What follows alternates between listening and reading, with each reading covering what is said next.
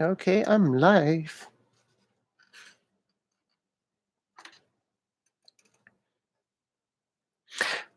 Hello, guys. Welcome to my sudden live stream again.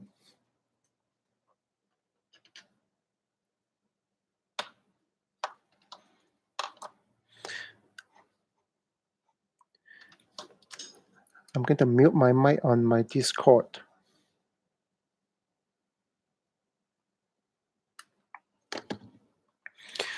Let's see. Can you see my live stream? Where's my live stream? I have no idea.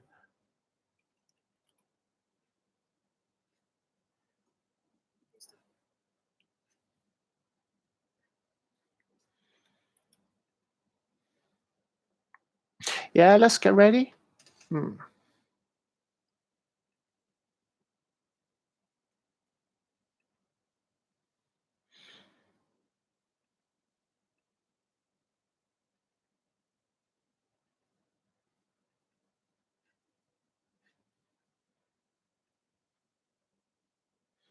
Yeah, guys, just sit tight and wait for the rest of the people come in before I start. Go grab a drink, grab some snacks. Yeah, unfortunately, as I said, that my setup is not ready for the music. So if you want to listen to music while watching me stream, feel free to listen to your own for now. Yeah.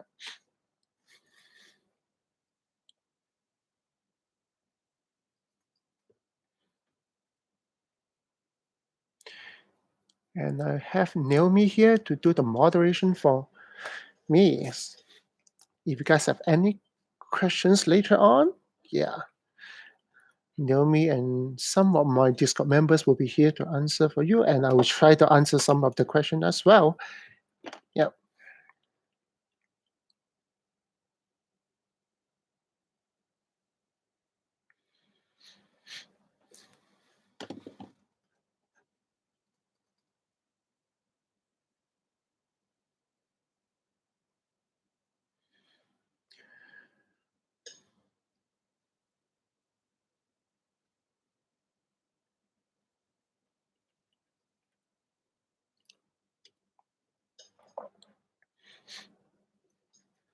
Okay.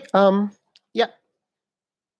Let's hold for about 5 minutes, and then we will start. Let me go grab my drink as well. See you in a bit.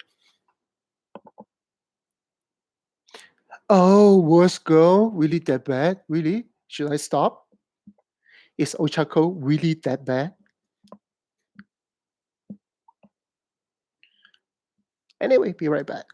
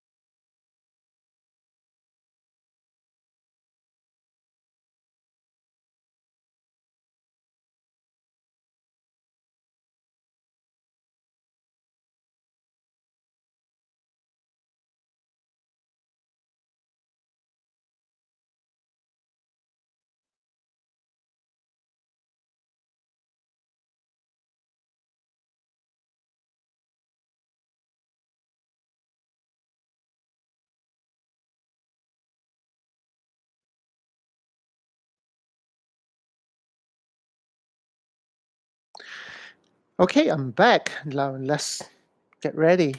Yep.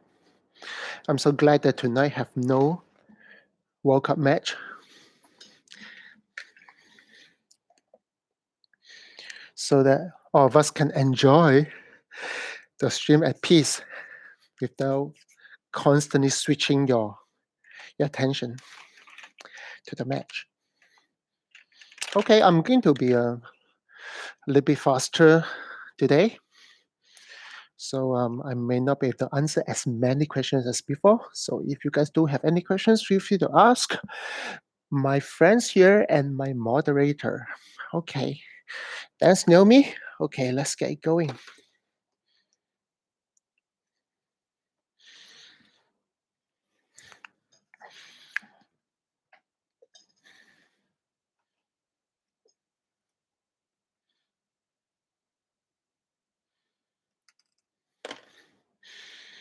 Okay.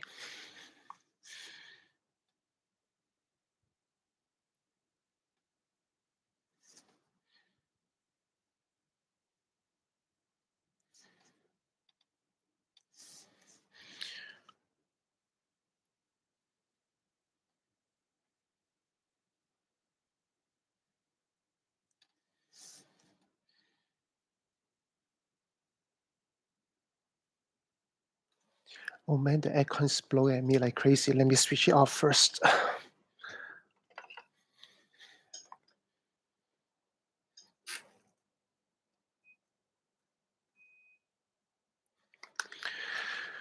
Okay.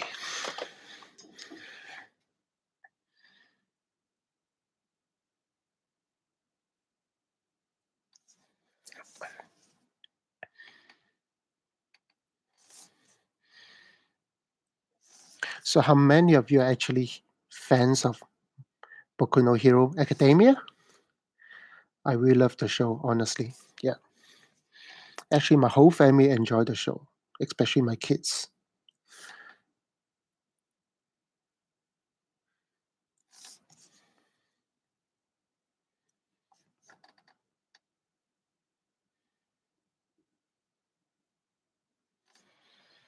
Yeah, Naomi, if there's any questions for me directly and you don't know how to answer, just relay that to me.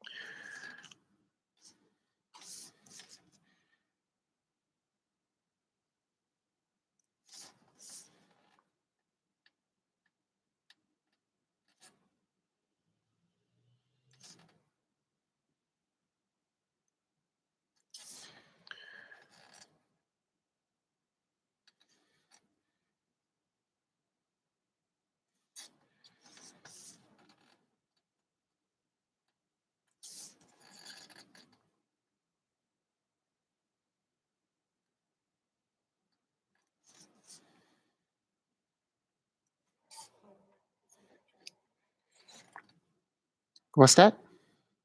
I didn't catch the question.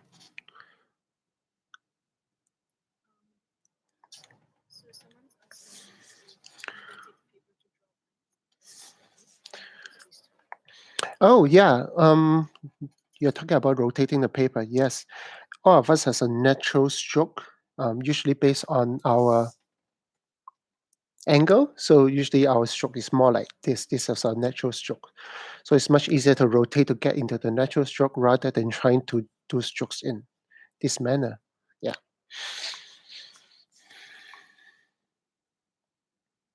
So in a way, it's a technique. Yes.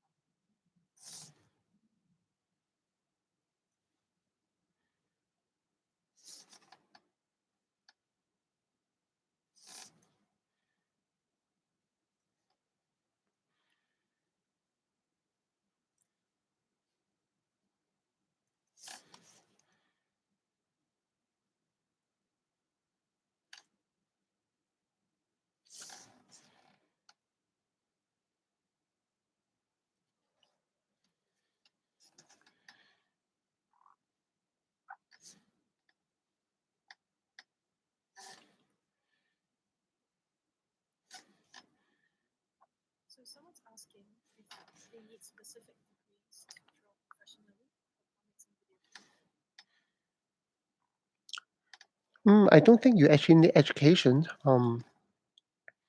like academic certificate in order to get into industry. Yes, it helps for some companies that has articulations or associations with animation studios. Yes, that may give you a higher chance to get into those studios, game studio or animation studios.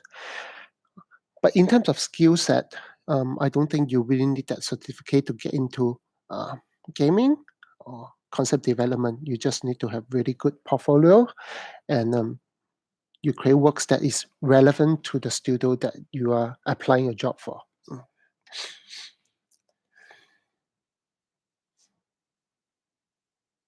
I mean, to be honest, I don't have a degree in art or in game design or game illustrations or concept art. I work with many of the game studios anyway.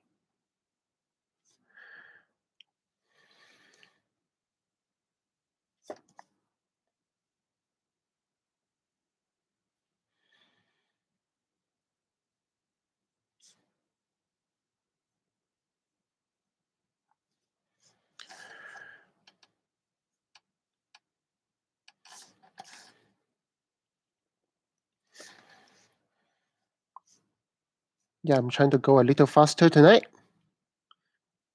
so you don't get bored looking at me drawing.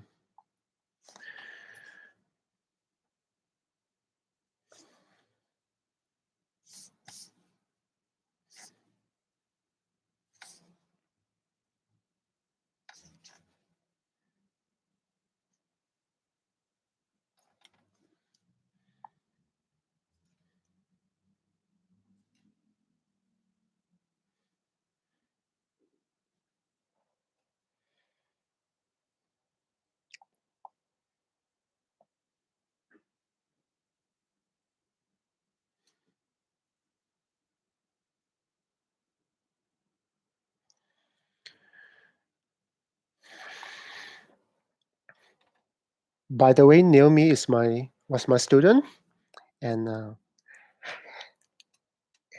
I shouldn't say this, but she's one of my favorite.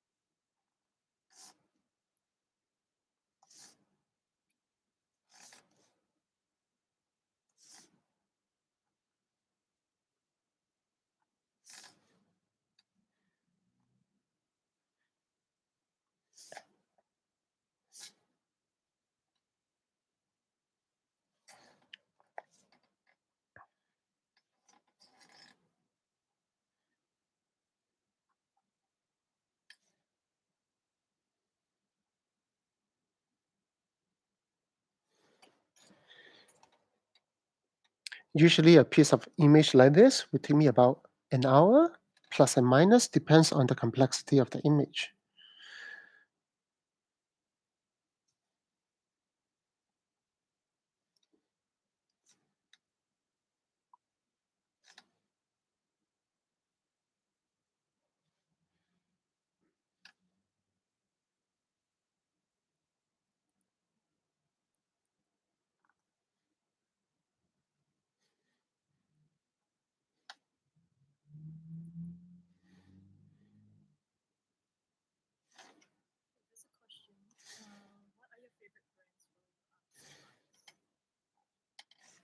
Hmm. What's my favorite brand of my art supply? Honestly speaking, I do not have any favorite. Honestly, I buy way too many art materials, more than I need actually. Yeah, I like to try different things and see which one I like more. Of course, that I do have some go-to materials. I mean, for now, for example, when it comes to drawing, with a brush. I really enjoy this particular brush pen from Copic. It's called Copic Fude. Copic Fude brush pen. I love it because the ink flow is just right. It doesn't go as wet as some of the other brushes like Pentel Pocket Brush. So it's very easy to control, and sometimes when you draw faster and bolder, you can actually get very nice brushy effect, which is perfect for my need. Yeah.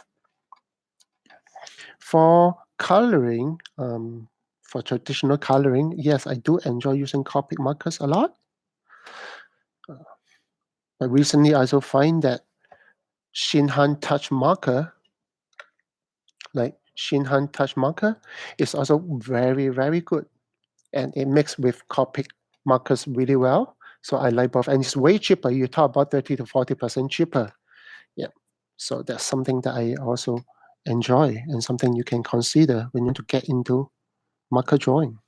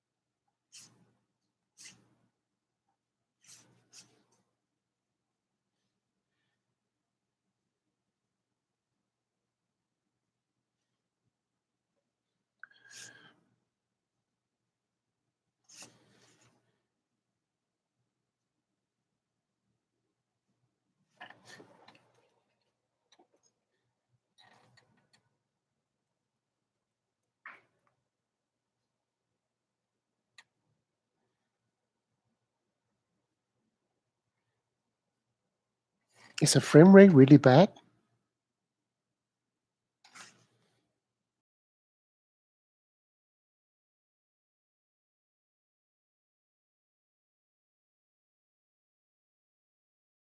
Yeah, anyway, I'm in the midst of getting um better live stream setup so that you have enjoy much better quality. I'm still building the studio.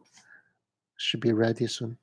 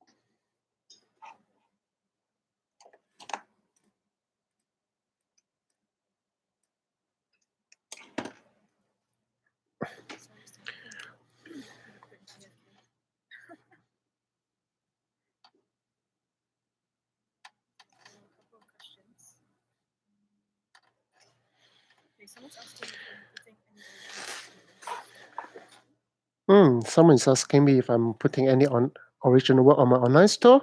Yes, I did. I've been doing that for every sketch I make. Those that you saw on my social media, those sketches I did. Every time I finish a sketch, I'll usually put it up into my online store. Uh, Probably the next day. For example, this piece uh, of sketch will be on my online store as well. Probably tomorrow. Yes, and yeah, they are usually sold pretty fast. Within 10 minutes, it will be gone. Yeah, yeah. So if you want to pick up this piece of artworks, you need to be really fast.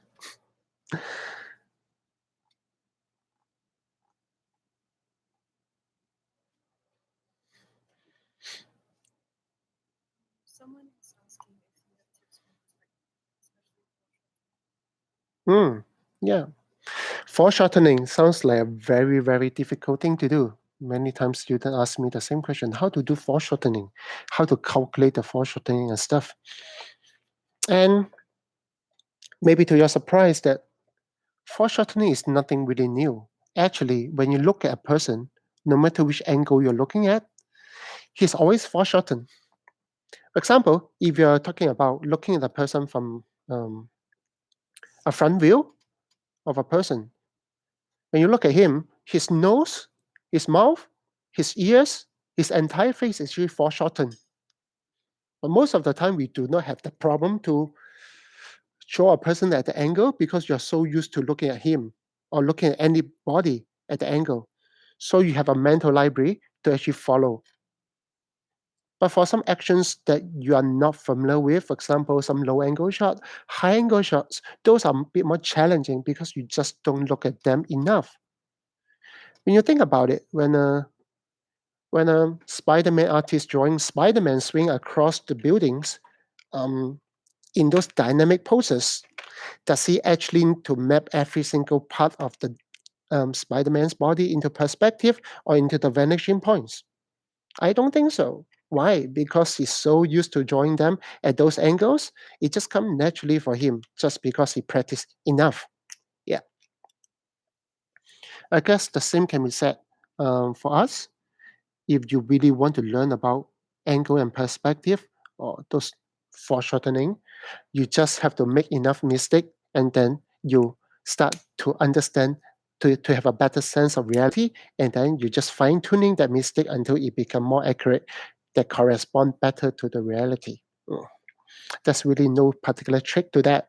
I mean, you can do some box and shape to map some stuff, but at the same time, you think about it, not everything can be mapped into perspective in a box. If I have a lump of clay floating in the air, how am I going to map that make that lump of clay into a box and then form and then map it into the vanishing points? It's impossible. So the only thing you can do is to have a sense of perspective in your mind. Yeah, I think same can be said for many environment artists. How to map a trees into perspective? Do you need to map every single leaf into perspective? You don't.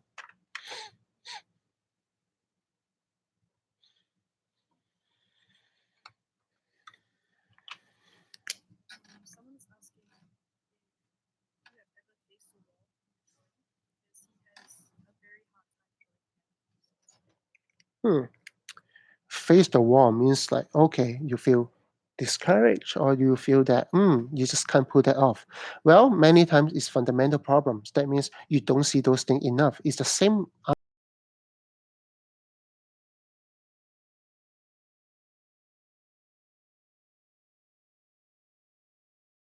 in a memory. It's harder for us to draw. I mean, if you ask me to draw a car, I think I kind of able to do that. But you ask me to draw internal combustion engine of a car, then I don't think I can without looking at actual photo reference because I just don't draw them enough in order to memorize everything. Yes. So same thing for animal. Before you draw animal, you need to understand the structure of the animal, the anatomy of it, just like how you learn to draw human figures. And if you don't have that in mind, then you just can't draw without looking at reference. So the natural thing for you, for us all to do is to really look at reference and understand what exactly you're looking at. So that when you can store these references into your memory, next time you can do without looking at the photo. There's no pride in drawing something without photo reference and draw it wrong.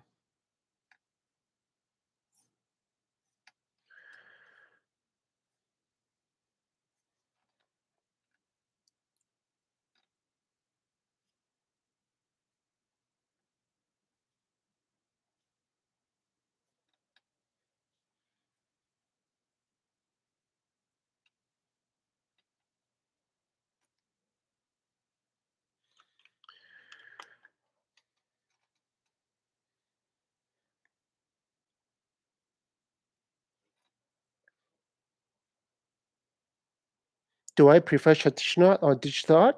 Yeah, I kind of like both actually. They also both of them will pose different set of challenges, but at the same time as fun. I mean for both. So I like to switch up a little bit every now and then. Sometimes I do traditional stuff and sometimes I do digital stuff. It's just fun to explore different approach of in art, you know.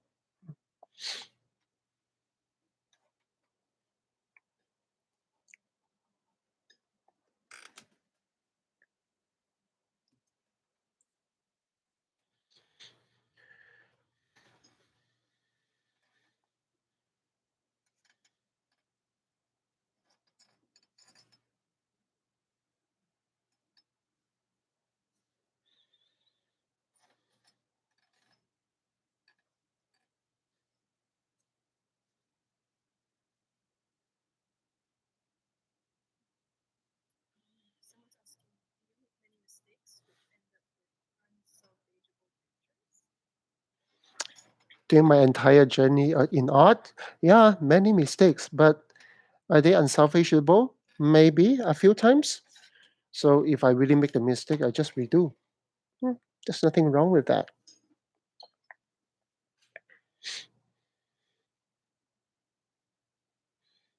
The cool thing about making mistake is that if you make this mistake, you know that you have one less mistake to make in the future.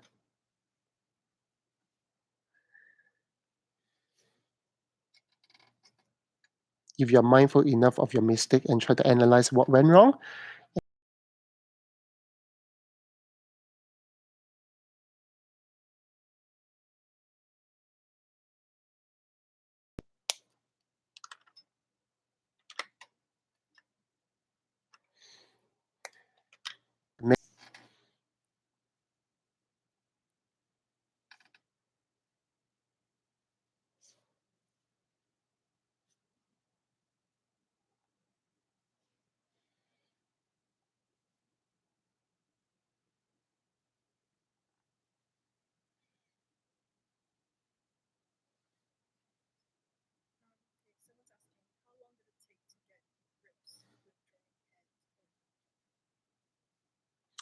how long does it take to understand anatomy, like hands and stuff? Well, that really depends on how hard you put in your effort to learn and how much you question yourself every time you draw something, whether you draw it right or draw it wrong, and really understand and sit down and analyze what went right, what went wrong. If you do that, I would say that giving yourself a more committed time of about 1 year, 2 years of constant practice of drawing hands, for example, then you'll get pretty decent in drawing those. I won't say that is 100% correct, but will be correct enough for you to move on. Yeah. At the end of the day, art is a lifelong learning. I don't even think that I'm even close to understand anatomy fully. I think I kind of get some idea of it and being able to translate that into art in a pretty convincing manner. But are they perfect? No, never. But are they believable enough? Yes, I believe so.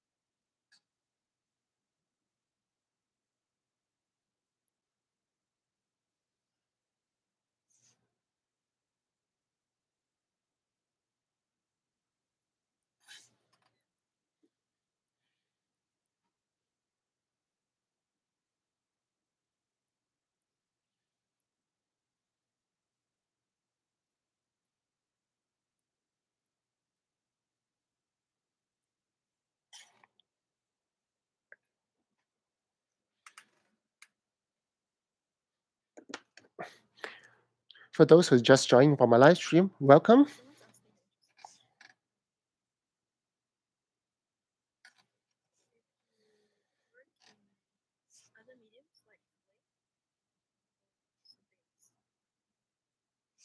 Hmm. Do you work in other medium like clay and stuff? When I was young, I like to do a lot of clay modeling. I remember when I first discovered this thing called paper clay. I was so amazed by it. That was like when I was like 10 years old. Yeah. I was like, oh my God, I can actually make clay models that I cannot afford to buy when I was young. So yeah, I'm going to make that. So that was the first time I actually touched clay. And of course, during my design class, I do have a chance to work on some uh, clay sculptures. Yeah, so that was quite fun as well. Yeah, yeah. I didn't pursue a lot. I mean, I didn't actually dig deeper into that. But while I was in school, I did enjoy that particular segment. Yeah, I like to get my hands dirty. It's fun. It's just like drawing with a charcoal. It's dirty, but at the same time, fun.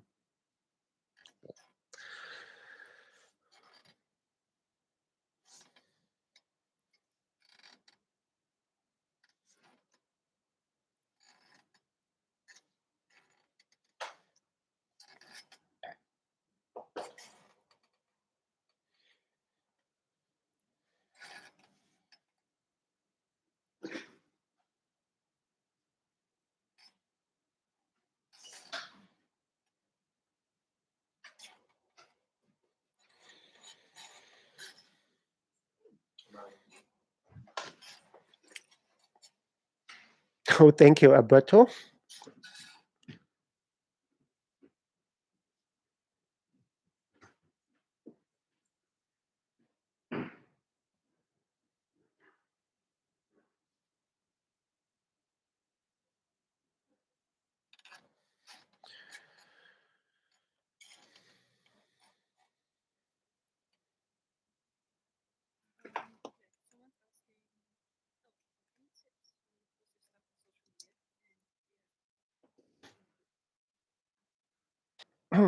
Any tips on posting on social media? Yes, I do have some. I find that the best timing for me to post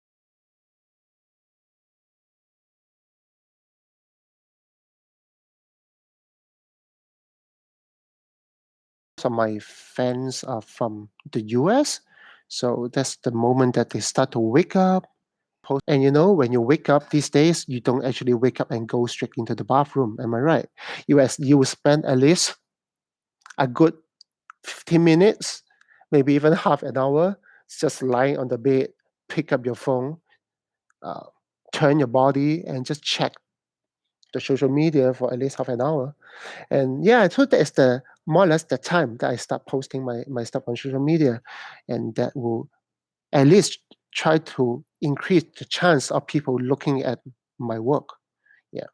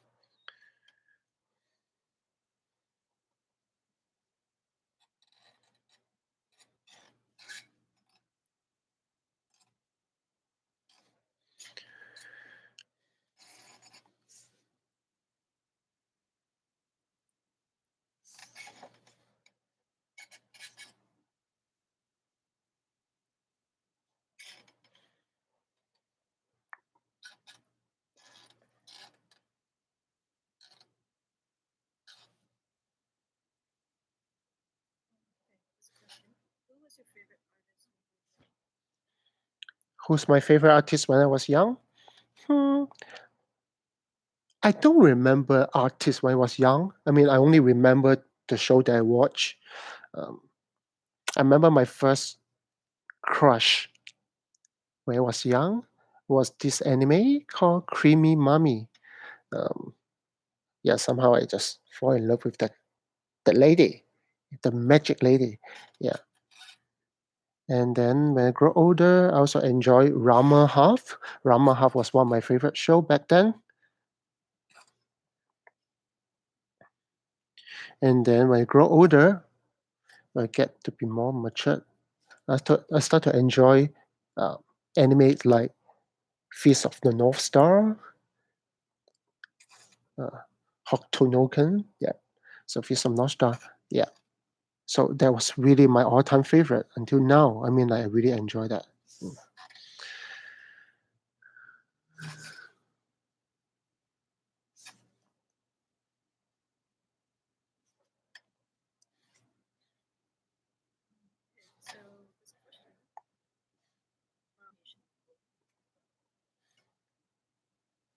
What question is that?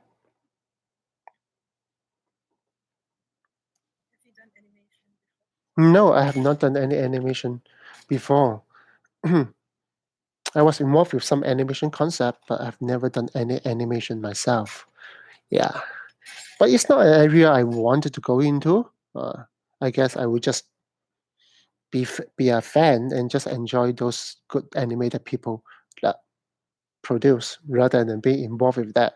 I don't have a strong desire to do that actually. Mm.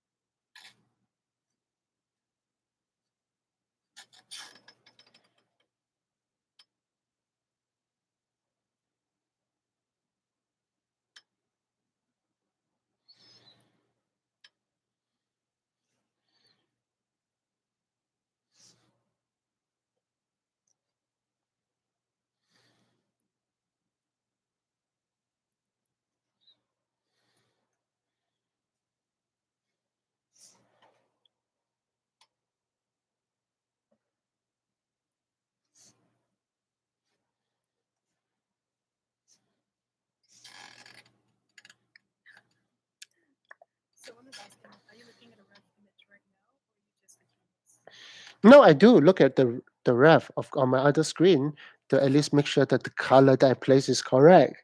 You know, traditional is not something that I can fix easily. So once I make a mistake, it's almost permanent. So I try to be more careful. Yeah, it's not a character that I draw every day, so I need to really look at the reference more carefully. Yeah.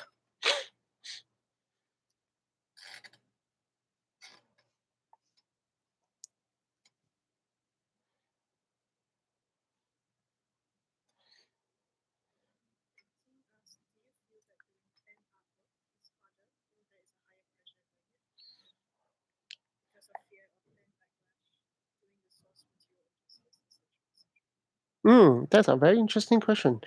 Do I feel any pressure of drawing fan art just because I'm afraid of fans' reactions? If we talk about fan art for fun, not for commercial purposes, I don't think so, really. At the end of the day, it's just my vision of how I choose to portray the characters. But I do believe that whenever I portray a characters, I try to stick closer to the original design intent of the characters. I try not to brutalize it or try to portray her or him in a very different light than how he or she was designed. So I think so far it's okay. I don't see any particular pressure in that. But of course, we talk about commercially. Sometimes I do think that it's very challenging to create something new for something that has a long heritage, um, or long and faithful fan base. For example, when I did the Street Fighter projects, where I need to redraw all the characters in game for Street Fighter 3, that was challenging. Firstly, I'm a big fan. I'm still a big fan of Street Fighter. So, on one hand, I was excited to work on the project. On the other hand, I also wonder, no matter how good I draw, eventually I'm still fighting with the nostalgia, which is the heritage that some of the Capcom artists has built for Street Fighter.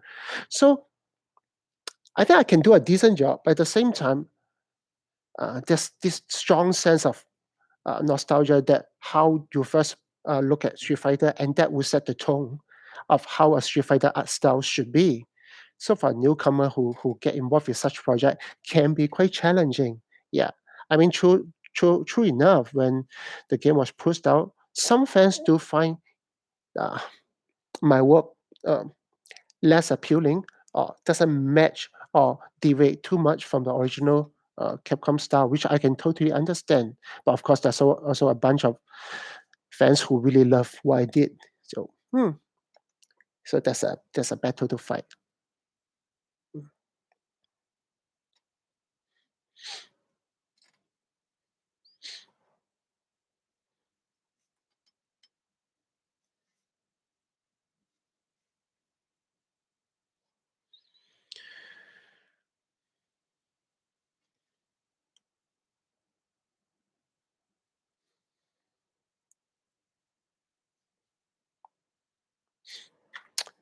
Okay, I think I'm kind of done with the ink part. Let's at least the black ink. So let's do some gray ink. Shouldn't take too long. I hope.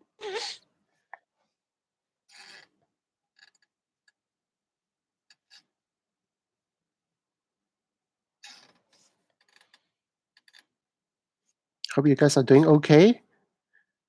Not too bored with the stream. I know it's kind of quiet. Yeah. But honestly speaking, I'm never really the kind of person who like to listen to music, or at least have to listen to music to draw. Most of the time, I don't,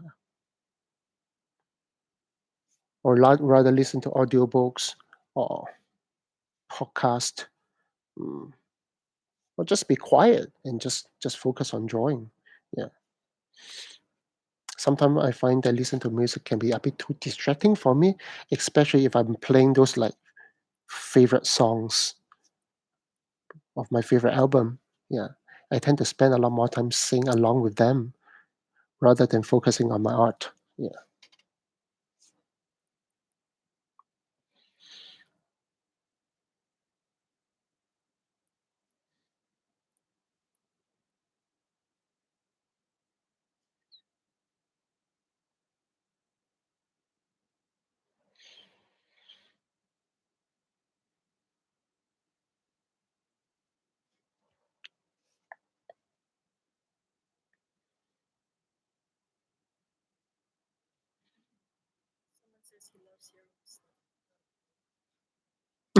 Thank you.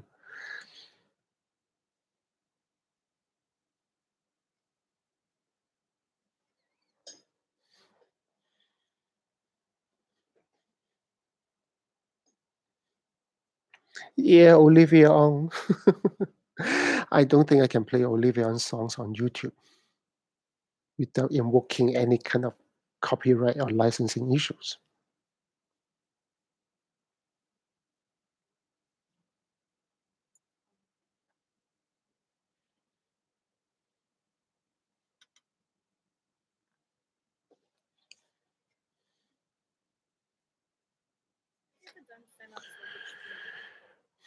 Wishblade, never. When I look at the complexity of the Wishblade armor, oh man, I said, forget it. I'm not going to draw that. I mean, Stefan Sajic did a very good job on Wishblade. Yeah.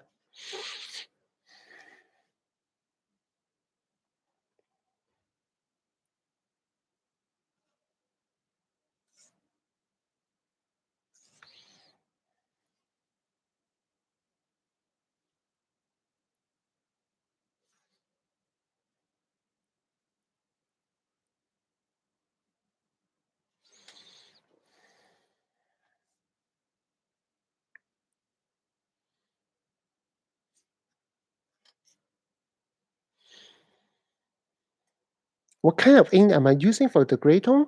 Yeah, it's the same brush. It's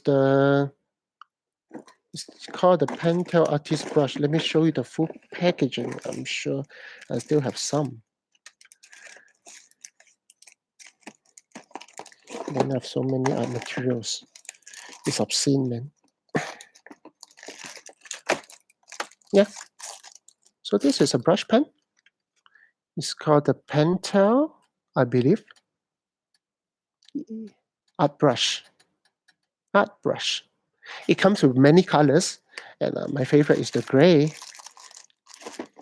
And you also can use a refill. Once you use up the ink, you can just swap the cartridge. Yeah, yeah, pretty cool.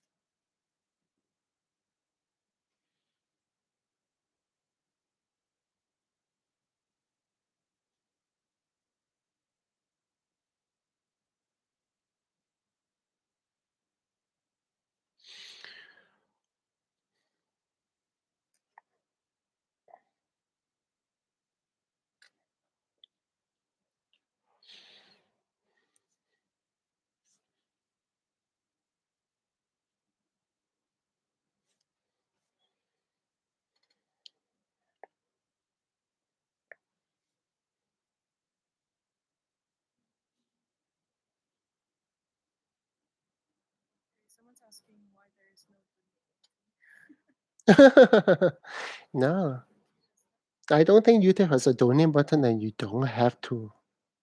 Yeah, I'm not like a beggar or something that you have to donate. Like, drop me a coin for my performance. I don't think I need that. Yeah.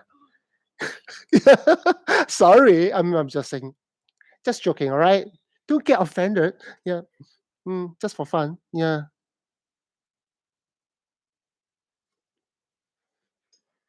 Who knows? One day when YouTube allows donation, I may change my mind.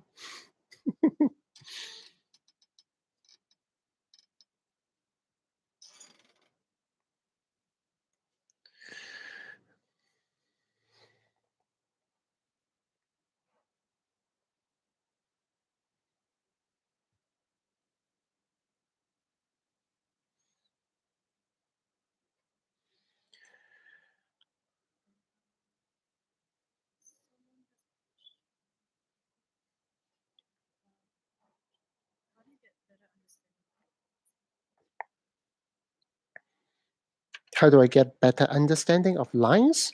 Well, short answer: practice.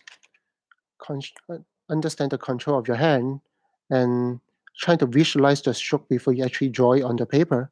That means understand where you want the stroke to start, where do you want the stroke to end, and how do you want to connect the two dots. And then you try to practice once in your head, and then before you apply onto the canvas of the paper. Yeah.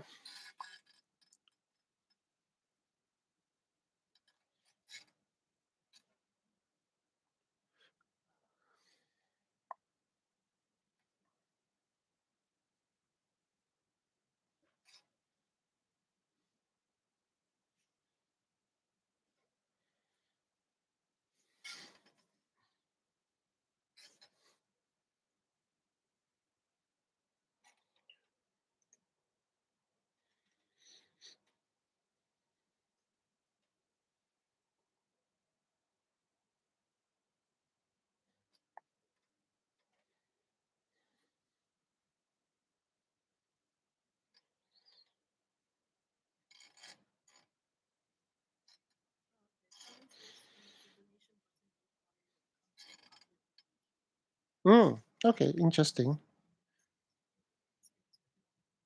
Oh, I see.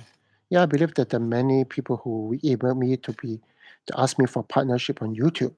Yeah, I guess I'm just lazy. Yeah.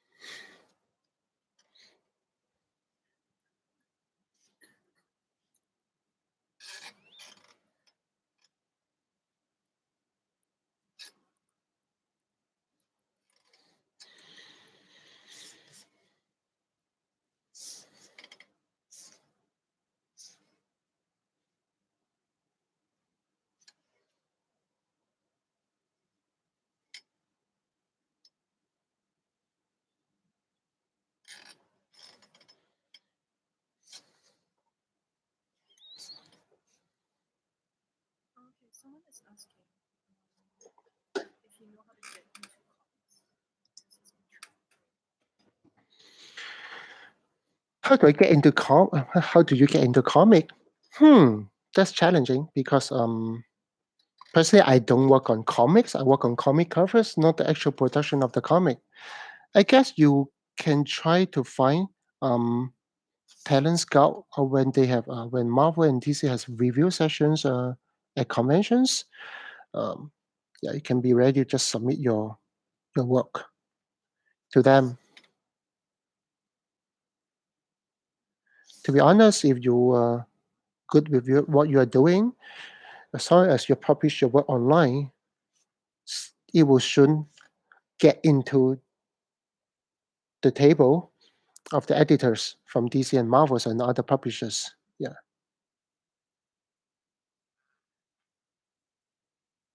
you may even try to publish some of your comics that you did online.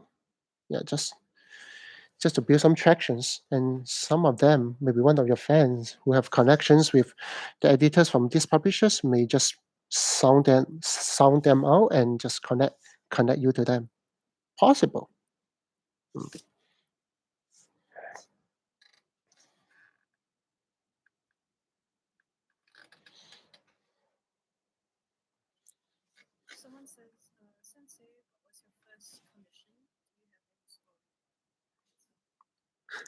My first commission, oh man, I'm such an old dude.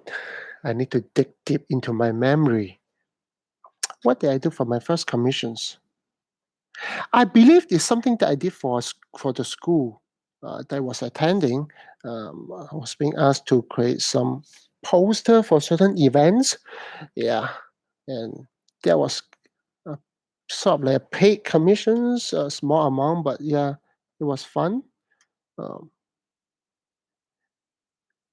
mm, Other than that, I don't really remember. I've done so many work. Honestly, nowadays, if you ask me to remember some of the work that I did, I don't think I can until I see the image. Just way too many. Yeah, and my memory is getting weaker every day. Hmm.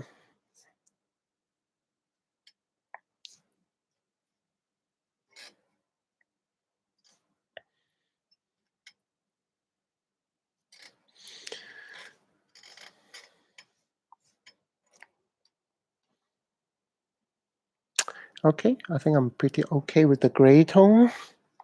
It looks quite all right, I would say. Hmm. So after this, I will take a short break and then I will continue to add some colors to her. It shouldn't take too long. Yeah.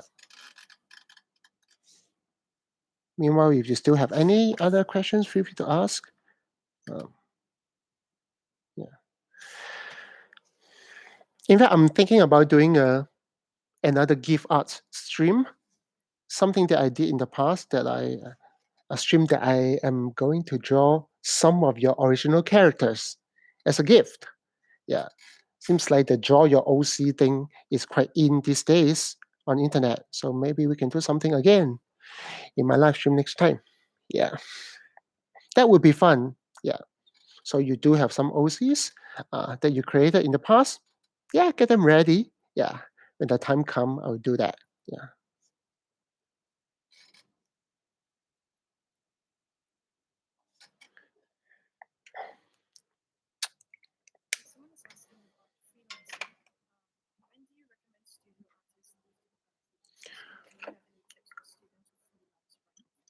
Mm, that's a very good question about freelancing. To be honest, if you are if you are a freelancer and then you don't have any jobs coming into your way or anybody interested in commissioning you to work on any projects, then you are not a freelancer anymore. You are just a free person.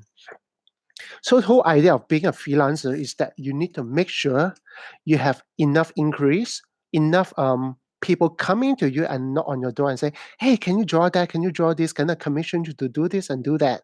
If you get enough those inquiries, you can start taking some of them and get used to the mechanic of taking commissions. And after that, you can decide to say, wow, I have overwhelming response from people. Maybe it's time for me to go independent and focus on just drawing something for people instead of drawing for a company. that would be a good time for you to start considering being a freelancer. But do not think about freelancing as a cop out, as a way to get, for example, if you couldn't find a job, permanent jobs, being a freelancer is not actually the best solutions. Yeah. In fact, if you're so the whole idea is that you need to first push your work out so that people would love to work with you. That means you have to start building a fan base in a more regular basis. Once you have that, then yeah, then you can actually think about making use of your fan base and then convert yourself into a freelancer. Mm, mm, mm. Okay, so I'll do a have a quick break and then I'll come back and I'll answer some questions at the same time. Continue my coloring. So yes, stay tuned. Um, let's go grab a drink and yeah, uh, take a dump or something. All right, see you later.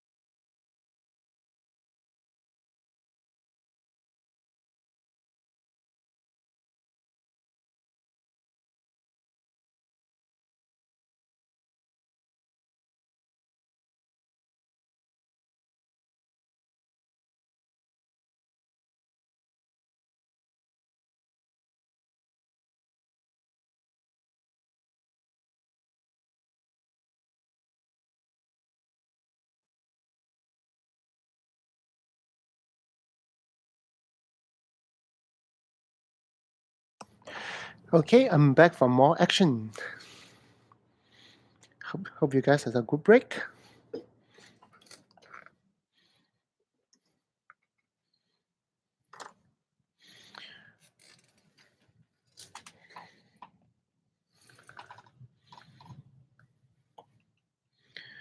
Yep, let's add some colors on her.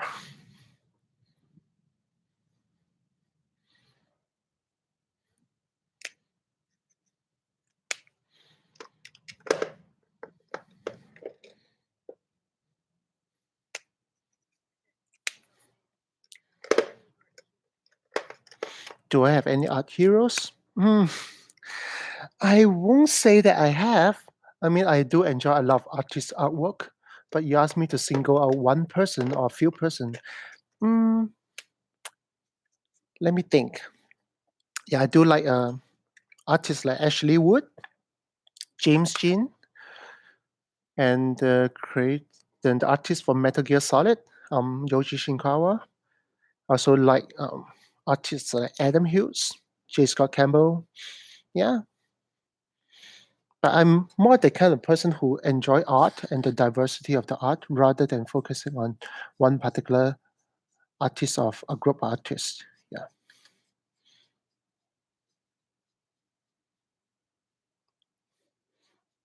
But if you want to ask my primary source of inspirations, I would say that just like many of you,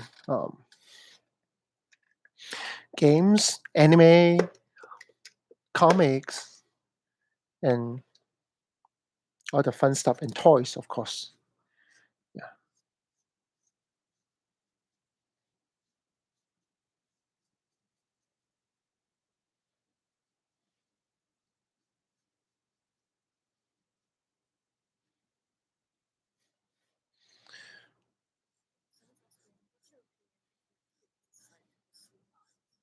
Yeah. If my kid decide to pursue art, yeah, by all means, do it. I'll tell them how difficult it is. I'll make sure I prepare them for the industry. It's not easy, and I have no problem with them if they decide to be an artist. I mean, I don't expect them to be, but if they choose to be, yeah, I'll help them out to make sure it works out okay for them. Mm.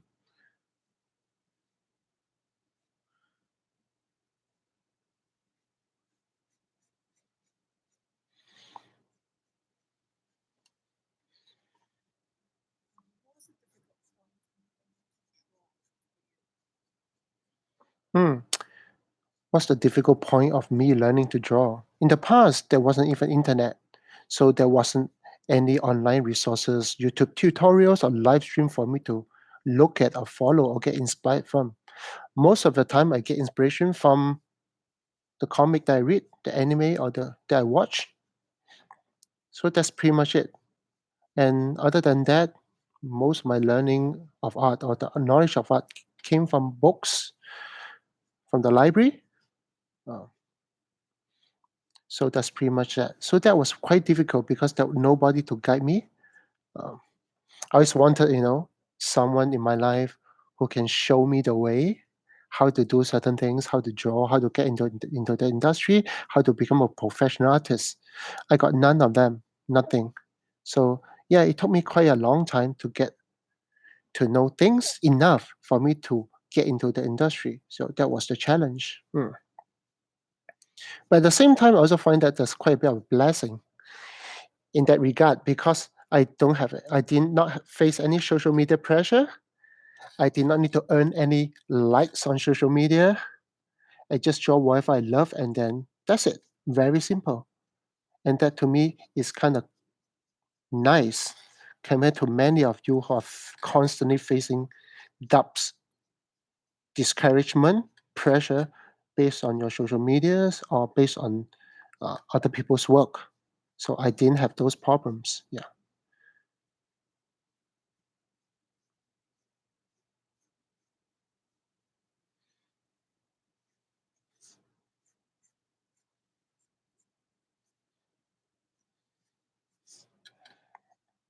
But I would say, generally speaking, learning fundamentals is always very challenging. Um, you talk about anatomy, perspective, colors, and lights. Those are always challenging, and you just need to grind it. Always try to understand the theory of how things work in reality. Get out of your house, get out of your rooms or your classrooms, and look around and try to confirm whatever you understand based on your theory is correct. And then with that, you apply into your art and keep making mistakes and correct the mistakes until you get it right. Honestly, there's really no shortcuts into in learning art. And there are some simpler path, better tutorials or approach. But at the end of the day, it's really you against yourself. You just need to devote enough time and have enough determination and motivation to push on until you get better.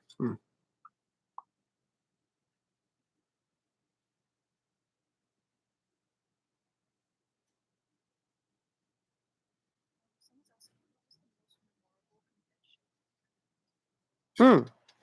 My favorite conventions, I would say, um, is a Philippine convention. Um, it's called the APCC, which I'm going back actually in a few weeks' time.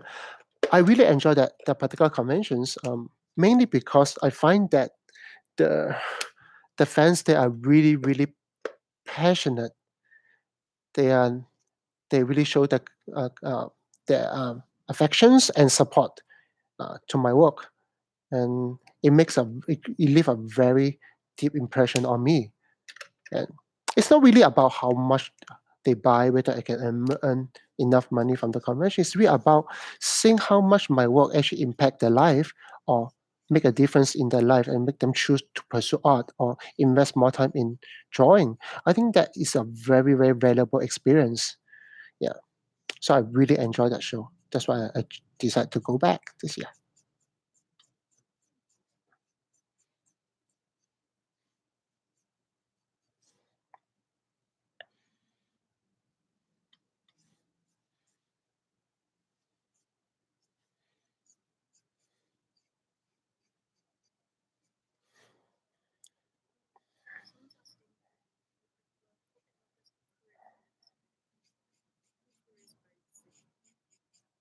No, I have not tried that particular type of marker, Curry or something. Yeah, I know. I have no experience on that, so I can't give you any advice on that.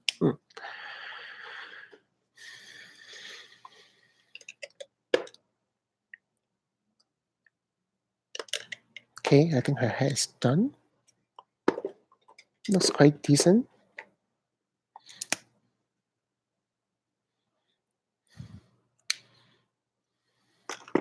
Now I need to find a pretty pink. Okay, then this may work.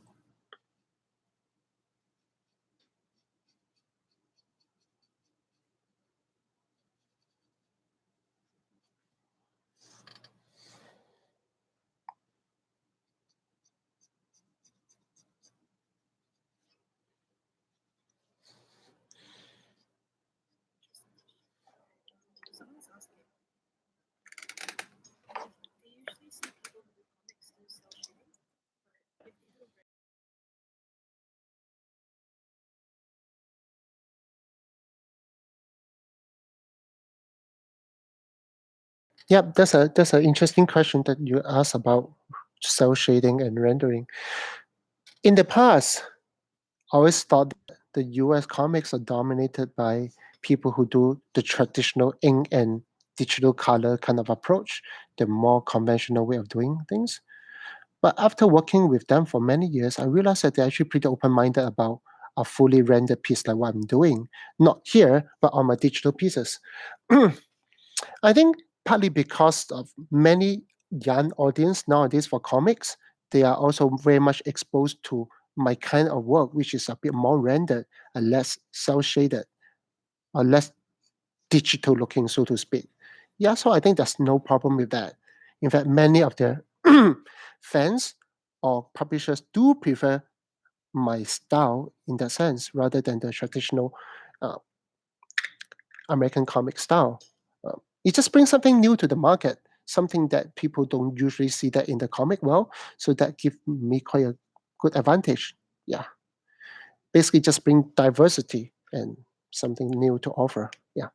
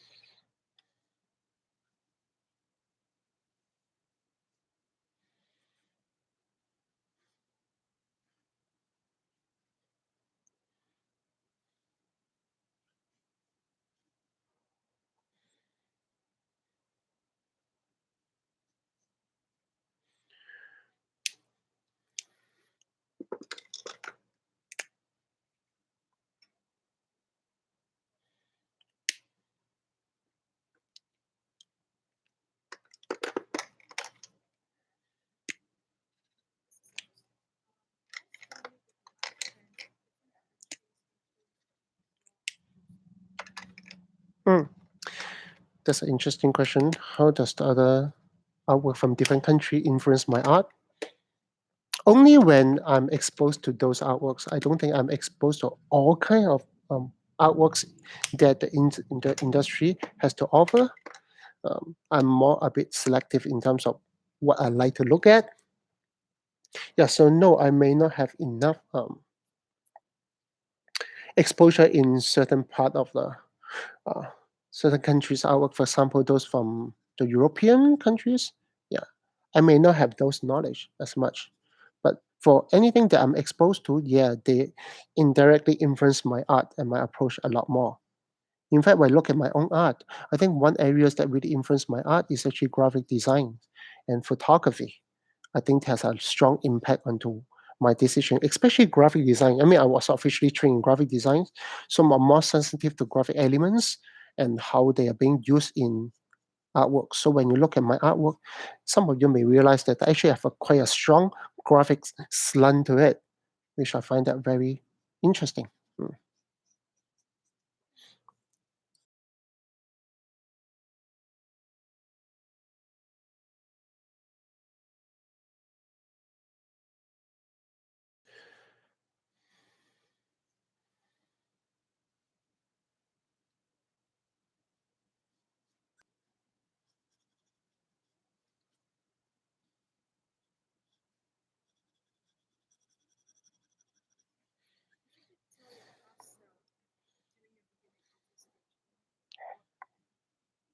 If I can tell my past self, what should I do? What should I tell him? I think I would tell him play lesser games, draw more.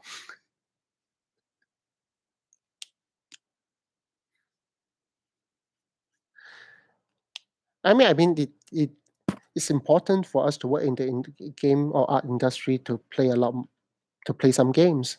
But when it comes to a point, it becomes too much of obsessions that will really slow down my growth in art. Yeah.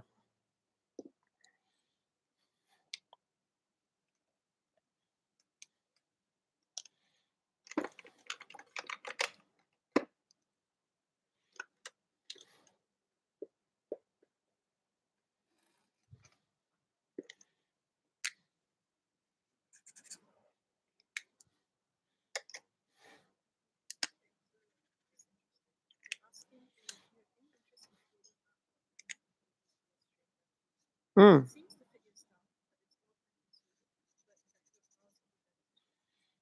Well, I won't say so. I mean, honestly speaking, I deal with a lot of vector stuff in the past. When I was a graphic designers, I back then I was using freehand from Macromedia instead of Illustrator. That was my go-to vector art program. Uh, but since it got killed by Adobe after brought over, I don't think I spend a lot more. I don't think I spend enough time working at vector stuff anymore.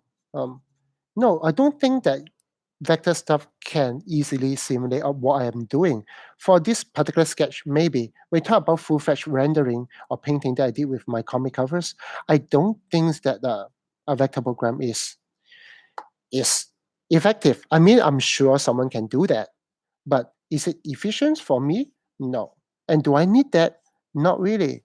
The only benefit of using a vector program is that you can scale up without losing any resolution or any resolution problem. But I don't have that problem because my files are pretty big to begin with. So I'm good with that. Yeah.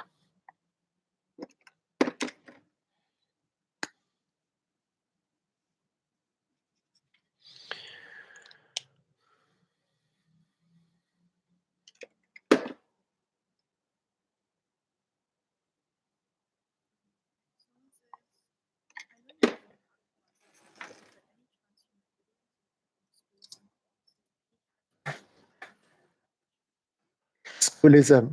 To be honest, Bobby has been asking me to contribute to schoolism and try to run some classes with him.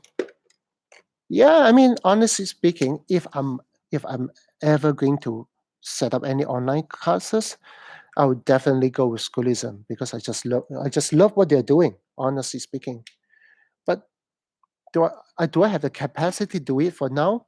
Maybe not. I think my school is really taking up quite a lot of my time.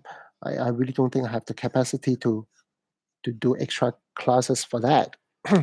So yeah, but never say never. I one day I may, but at this point of time, I will just continue serving. I mean, working with schoolism to run some live workshops and just travel with them to give talks and maybe a bit of inspiration for people from different countries. Yeah.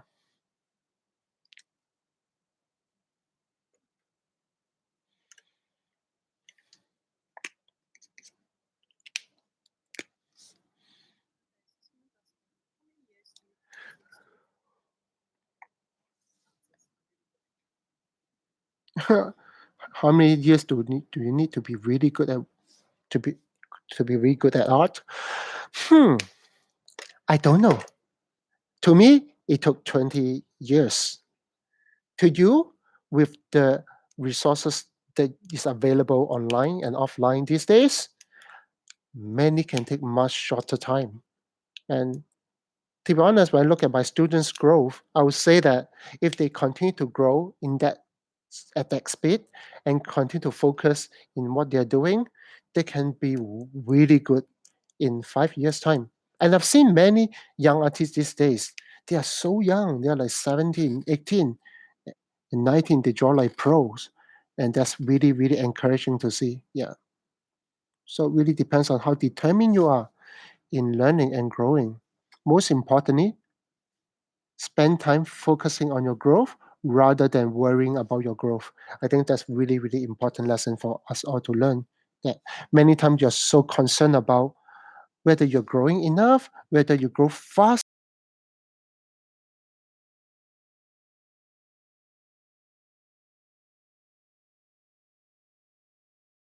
My works look like shit. And then you become very discouraged. And then eventually you may cripple your growth. So the whole idea is that focus on growing or instead of focusing on worrying about your growth. Yeah.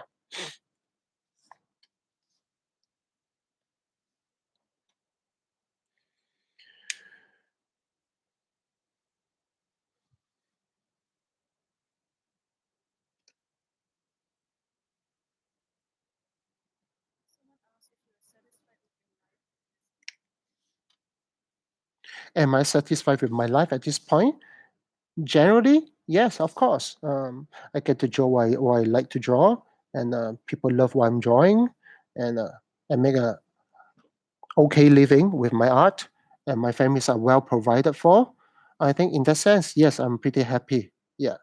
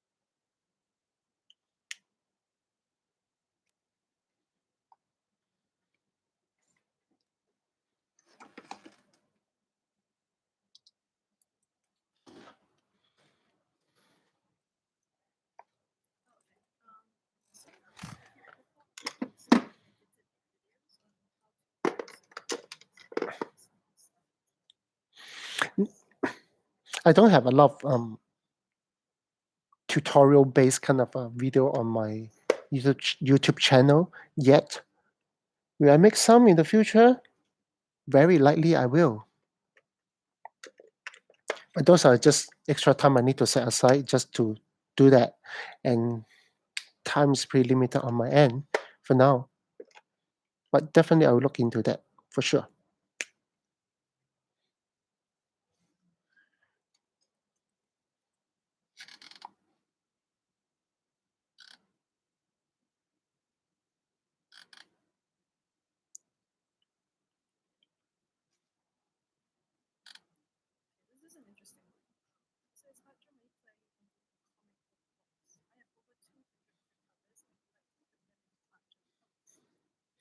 Comic book box. I don't know what's that. I mean, I sort of know, but I don't have it with me. I don't even have one with me. But yes, if someone asks me, if DC or Marvels or any other comic store asks me to do it, I may. Yeah, seems fun.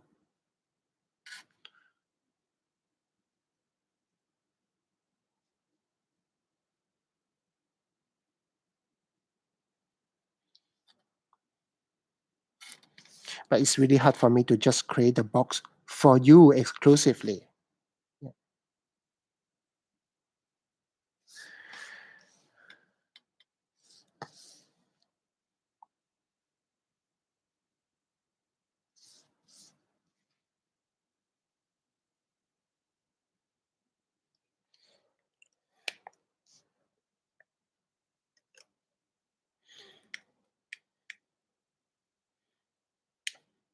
Will I be having a conference in APCC? Yes, I will be. I'll be giving a talk just like last year. So don't miss it. It'll be fun.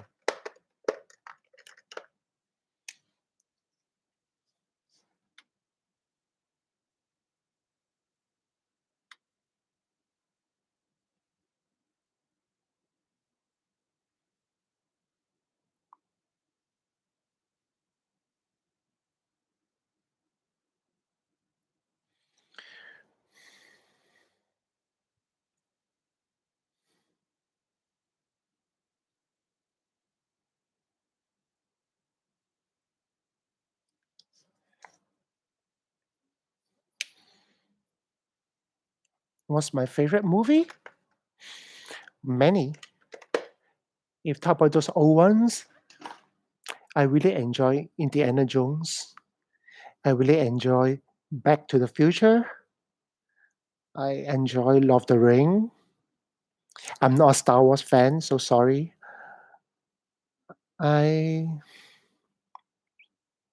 I mean some of the superhero movie are quite fun to watch. I like Sixth Sense. I like Fifth Element. Yeah, some of those, yes.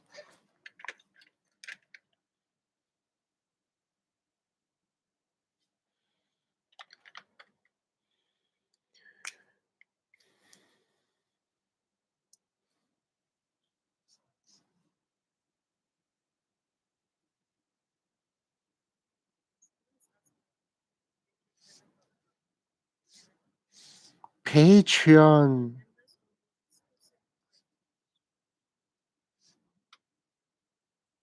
Now depends on if you're asking me about Patreon, depends on what exactly you're expecting from my Patreon. And you know many people who sign up for people's Patreon are for certain reasons. And I may not be able to provide you with that reason, if you know what I'm talking about. So yeah, instead of opening a Patreon, I open a Discord channel where I can mingle with artists uh, almost every day and get to know them and sometimes help them out a little bit in to help them grow a little bit further. I think that to me is my best patron. Yeah.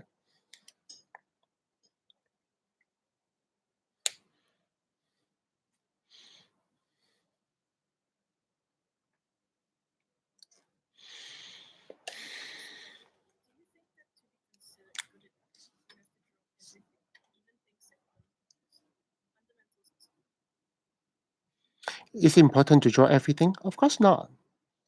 We as artists, we have our own set of preference.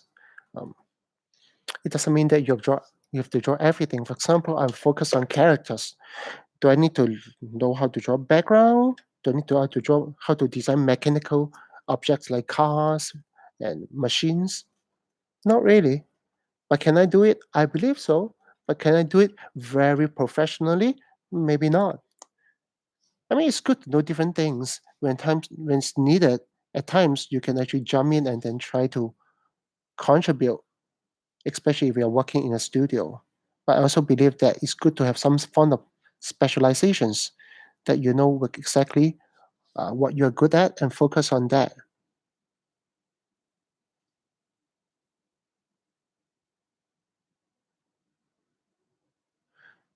I mean, at the end of the day, I think it's important to think about specializations of what you're good at and then have a bit of a diversity and flexibility in what you're doing so that at times you need to jump into different projects based on the requirement of your studio.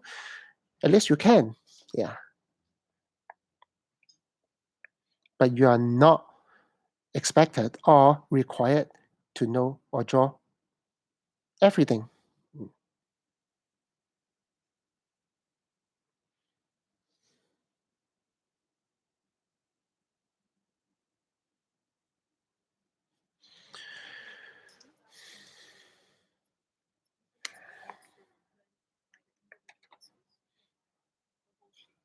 How do I learn anatomy?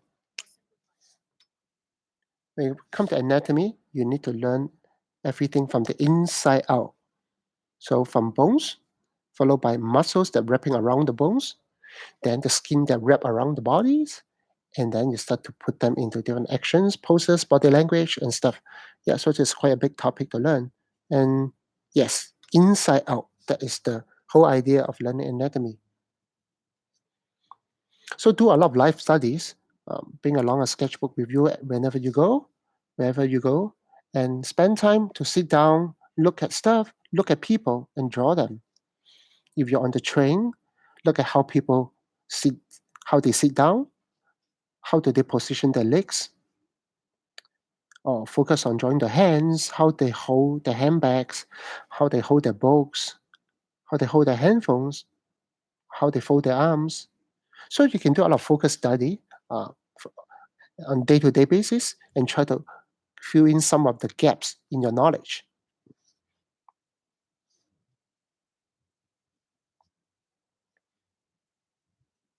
If you have a chance to go for some life study classes, it's actually very good to have some kind of a life study and do some life drawings that will really help a lot in your understanding.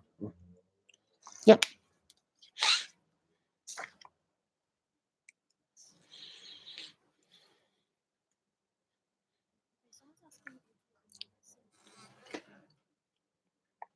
Will I be releasing any more heavy metal magazine? Most likely not. I mean, I had my fun, a good share of fun from my previous heavy metal magazine collaborations.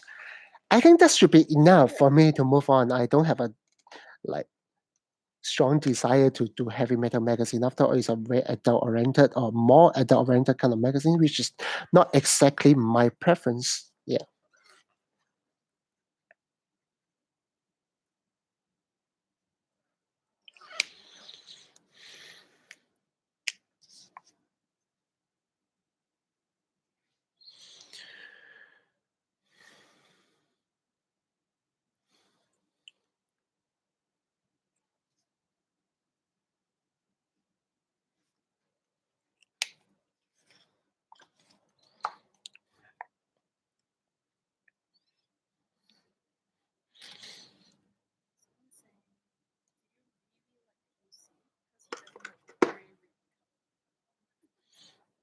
Oh, really? You don't like the gray red color of pepper? That's good for you. Mm, I'm not asking everyone to like everyone. Oh, that's Oma. Hmm. Okay. Anyway, yeah, it's up to you. Most importantly, you need to like your own OC, and I like my own OC, so that's good enough for me.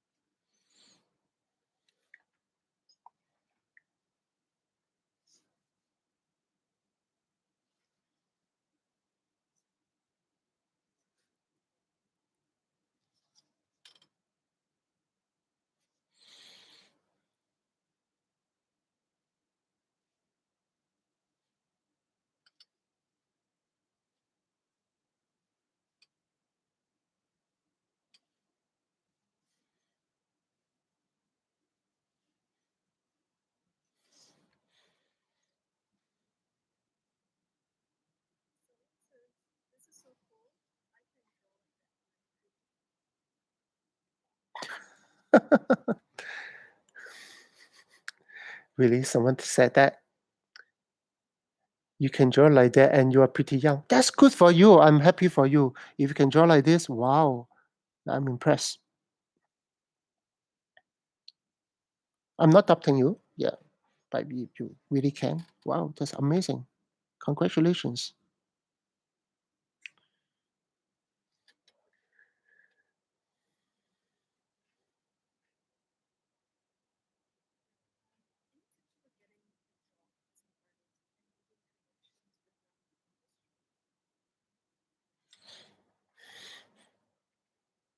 Getting a job as an artist and making connection around the industry.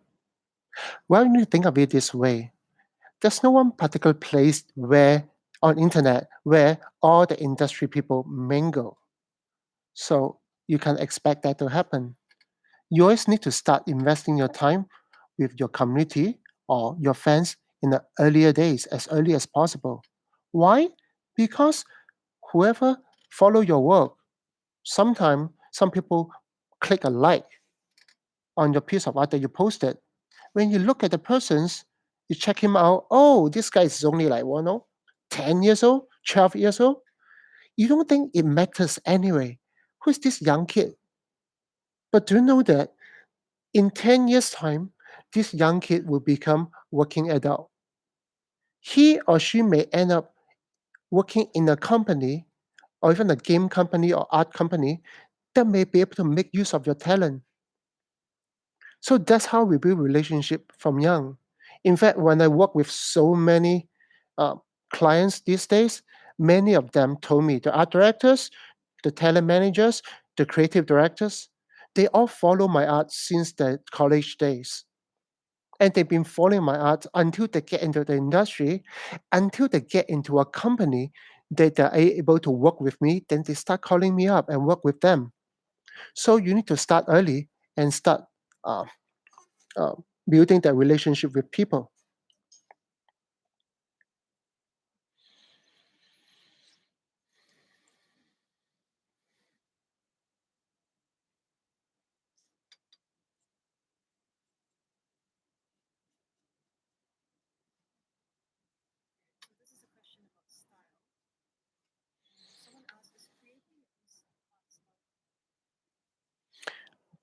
That's a good question. So is it difficult to create your own art style? Yes and no. If you're the kind of person who think about creating your own art style by sitting at your home, thinking about what can I draw that is so unique that nobody has ever seen before? If you're that mindset, then it's almost impossible for you to find a particular style because every style is building on someone else's style. That's how we learn, isn't it? Everything that you know, every knowledge that you know, is always passed down, acquired from somebody else. Same for art. You just can't figure out the style on your own without looking at anything. It's the same as asking you to think of a colors, think of one particular color that you have never seen before in your whole life, or nobody has ever seen before. Can you imagine that? No, we can't. So it's very important for you to understand that developing your own style is always based on how you look at other people's style, which I call it the recipe. You try the recipe and then you see what you like, what you don't like about it, go into another recipe of style, and then try to learn something from it. Eventually, you'll find your own preference, and your preference will be reflected in your own particular style. And you do that consistent enough, and people will recognize that that is your style. And having said that, style always change. It doesn't mean that, oh, today I get my style and that's it. That's all. No. Your style will constantly evolve and different. In the past, I like more anime stuff. Now I like more something more realistic. Or next time I like something more morbid. Or sometimes I like something more cute. So allow the style to evolve with you based on your personal experience and preferences.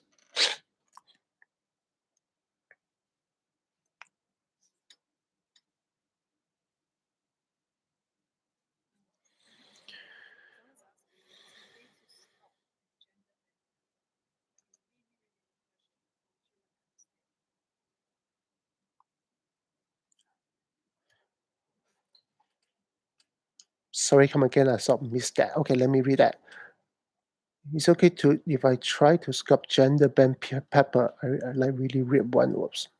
Okay, yeah, sure. No problem. You can have fun with my pepper however you want it. You can make an old pepper, male pepper, young pepper, furry pepper. Yeah, just have fun. Mm.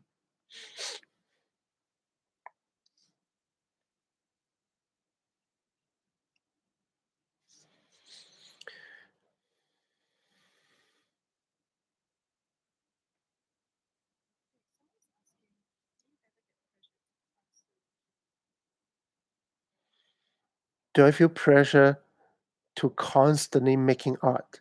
Pressure? No, I have constant pleasure of making art because it's fun. Think about it. Do you have constant pressure to play games? I don't think so. You have pressure not to play game, isn't it?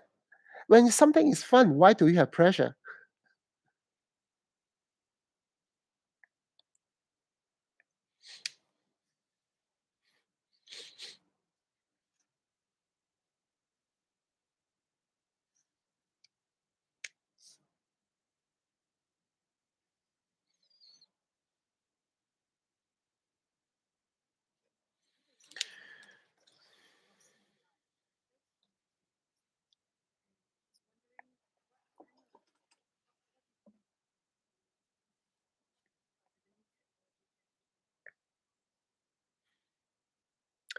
Yes, I think that as technology advances, there'll be new way of people creating art in different form or change some of the process in the industry. For example, in the past, when you talk about animations like Gundam, all the robots are manually drawn frame by frame. So they're relatively simple just for the sake of animations. But now with 3D technology, many of these Gundam actions sequence are done in three-dimensional format, but rendered in cel-shaded look to match the character animations, which is awesome. Now you can see uh, more elaborate or more extreme or complex action sequence of robot fighting because of that. But of course, some people will argue that having CG or 3D involved in animations, it will take away some of the charm of animations. That's why companies like Studio Ghibli will choose not to go into that, but still believe in hand animated or hand drawn animations, which is cool at the same time. I can tell you, yeah, in 10 years' time, 20 years' time, people will change their perceptions, and you will see that many of those stuff are created uh, with the assist from 3D. So that's fine.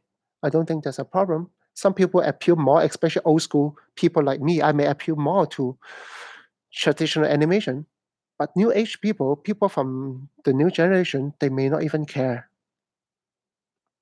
So of course, it's always good to equip yourself with some new technologies, and you may be able to uh, get some new opportunities in the industry.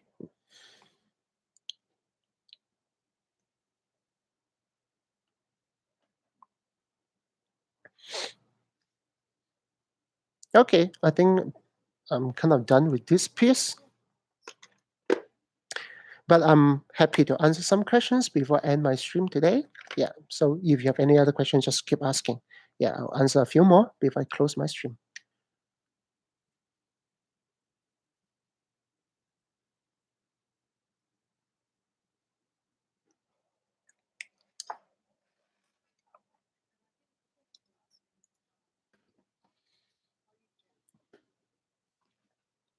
Yes, I think this is a very, very common question. Almost every stream that I have, someone will ask the same question. So the idea of the art block is that if you're the kind of person who start thinking about what to draw,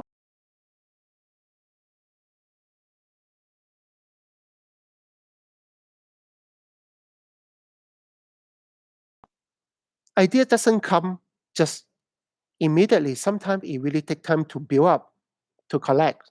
So my advice to you is that in order to avoid having an art block, Always trying to find way to collect your ideas on a daily basis. Have a sketchbook with you wherever you go, and whenever you have some interesting ideas or possible ideas, let's write it down or do a little thumbnails, a little sketch in your sketchbook so that when you are not actually drawing, you have a lot of these ideas in this so-called the idea sketchbook. So when you have time to really sit down and draw, let's open the book up and look at some of the ideas, see whether those are still stand and still interesting enough for you to proceed. That's a better way of doing it.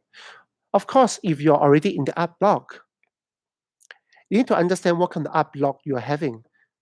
Is the art block out of fear that you are not good enough, so you don't feel motivated to draw? Or you're so critical about yourself that you are not sure if this is a good idea at all to draw and afraid of people criticizing you, or you don't get enough like on your social media? Those art blocks are very different. But if you really get into some kind of art block, it's important for you to continue to draw. But at the same time, of course, you can take a short break, hang out with friends, with your family, play some games, not too much, a little bit of that, to just chill out a little bit, to distress a little bit, and then quickly go back to your art and start drawing something simple, something that doesn't require you to think a lot about how to draw it. Maybe a little chibi characters, a little cute doggy, a little cute cat, something that simple and motivate you to get back into your momentum of creating art.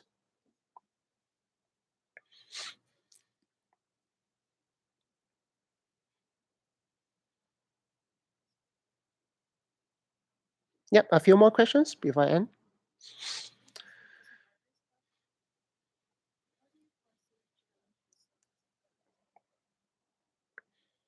Yep. How do I challenge myself as an artist constantly? I just try to make my every piece of my work better. Maybe a little bit different. Maybe I'll try different approach or render different materials or composite differently. For personal work, it's easier because I do have a lot more liberty of to control what I draw. But when it come to commercial projects, it's a bit more restricted than personal work. But yes, I always try to find new way to express my work, my art. The same as what you're looking at. I don't do traditional work in the past. I spent 20 years of my time focusing on digital art. Only recent years I start doing traditional because people keep asking me about buying my original work, which back then I didn't have any. So now I try to get back into traditional medium, pick up Copic, and try to improve from that point so that I can offer some commission opportunities for fans at conventions. Was it scary at first? Yeah, definitely. Because I didn't know whether I can pull it off, especially when I was surrounded with all these awesome comic artists at the show. But I have to try. And after I try that, I like it. And people like it. And then I move on to Chaco and say, okay, I think I've done quite enough of Copic. Let's try Chaco. And I love it. Was it scary? Yes. Um, was it fun? Yes, at the same time. So that's really, really something that I always like to try. Even for this particular style of Copic work that you see now I'm drawing, it's a style that I created last year during Inktober. Before that, I do full Copic works.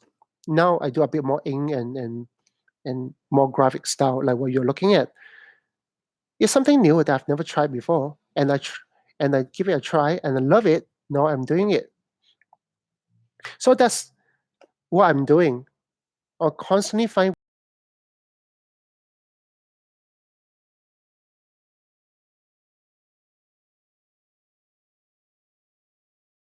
I always like to find something that I can challenge myself and improve.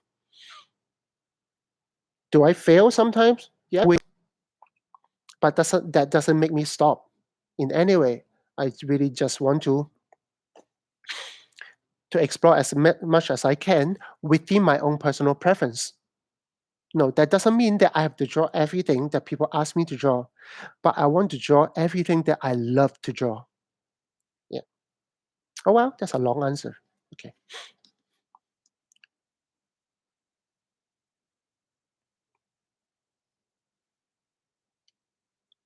Okay, one more last question before I close my live stream.